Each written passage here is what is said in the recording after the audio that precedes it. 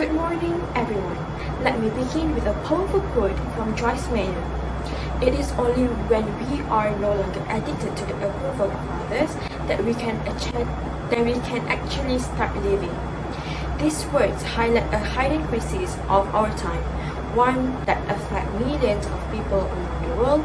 Today, I stand before you to argue that social media addiction is not just a bad habit, it should be classified as a disease. This addiction is not a trivial issue. It has severe consequences on our relationships, productivity, and mental health, which I will be addressing that in this speech. I will move to my first point. First, let's talk about relationship. We all know social media was created to connect people, yet for many, it has the opposite effect. Research has shown that the more someone spends on social media, the more isolated they feel. In fact, studies indicate that heavy social media users are more than 3 times as likely to feel lonely compared to those who use it less frequently. Imagine that a tool designed to bring us together is pushing us further apart. People start replacing real-life interactions with virtual ones, weakening bonds with family and friends. This is not a simple side effect, but a serious issue that need attention. Now, I will move to the next point, which is the decreased productivity and focus. Now let's consider productivity. We live in a world full of distractions, and social media is the biggest culprit. With constant notifications and the urge to check updates, it's no surprise that we struggle to focus.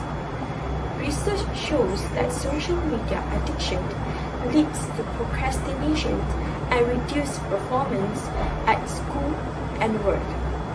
The constant interruption pull us away from tasks, making it harder to complete work efficiently. Over time, this affects grades, job performance, and personal achievements, leading to long-term consequences that could have been avoided if social media addiction were recognized and treated. Next, my third point, which is increasing mental health crisis among youth. But perhaps the most pressing issue is its impact on mental health, particularly among young people. Excessive use of social media has been linked to anxiety, depression, and poor self-esteem. A 2024 study published in BINTI Psychiatry highlights that the more someone uses social media, the more likely they are to experience psychological distress such as stress, anxiety, and depression. Young people in particular face a cycle of seeking validation through like and comments, which only increases feelings of insecurity and self-doubt. If we do not address this issue, this mental health problem will continue to grow and become even more severe. So, social media addiction should be recognized as a disease. When we classify it as a disorder, we open the door for proper treatment and early diagnosis. People who are struggling with this addiction need a clear path to recovery, just like those dealing with substance abuse or other behavioral addictions.